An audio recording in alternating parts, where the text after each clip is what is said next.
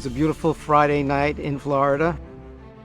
And it's very ironic that my uncle talked me into wearing an Apple Watch on Shabbat. He gave me ways of how it's kosher to do it. And that night, we all went home. At about 6:30 in the morning, my Apple Watch started vibrating like crazy. I jumped up, looked at my watch, and I saw it was my mother's aide, hysterical, crying on the other side of the phone. My mother had fallen about 1 o'clock in the morning, and they didn't find her till 6:30 the next day. She was laying in vomit, rolled out on the floor, hysterical, crying in pain. I rushed over there. I called Hatzolah. We got her to the hospital. There were no doctors around. It was New Year's Eve that night. It took a while of phone calls to New York, to Florida, everywhere, till we found one doctor, and that doctor was a hand surgeon. She had broken her hip and her clavicle, so we had no choice but to use this doctor because she was in terrible pain. Thank God the surgery went okay, and now I'm sitting with the dilemma and the problem of how do I get her back to New York to get her the right doctors to help her. I said, you know what? I could only turn to Hatzolah.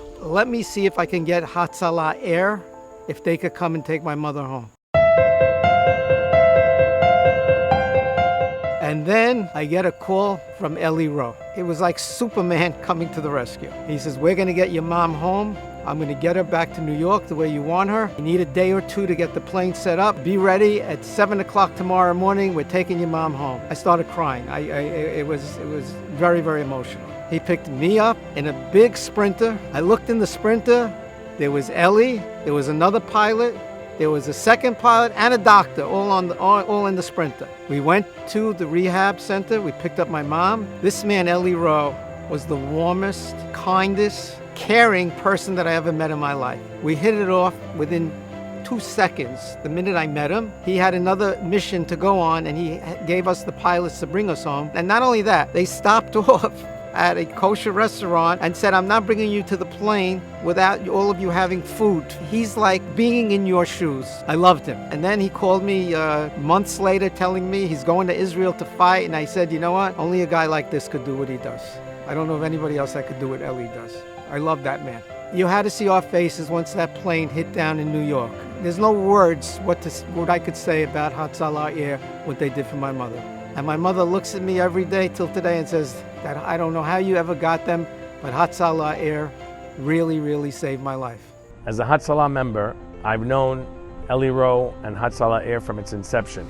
I know that any time that I've called Eli and said, Eli, listen, I have this case, they're in Aruba or they're in Colorado, no hesitation.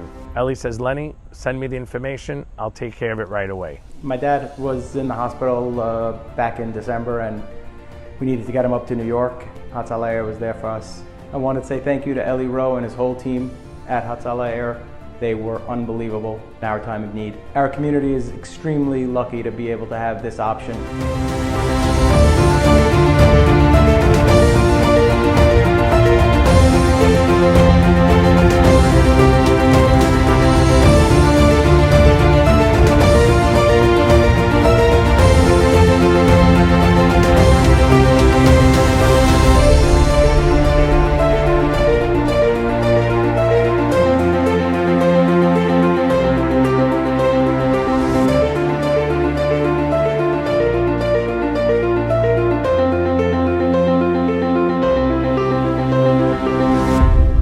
I hope nobody ever has to go through what I went through, and I hope nobody ever has to need Hatzolah Air. But if you do, there's nobody bigger and better than them to take care of you. They're magic. When we need them, they're there for us. Nobody realizes what it entails to get an airplane in the air, the costs that are involved.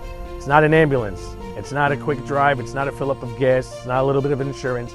There's real cost there. I really recommend that we all here tonight support them. Give them what they need to stay in business to help us when we need them. But I'm telling you all, we have to support them from our pockets to make this organization work and be there for us when we need them.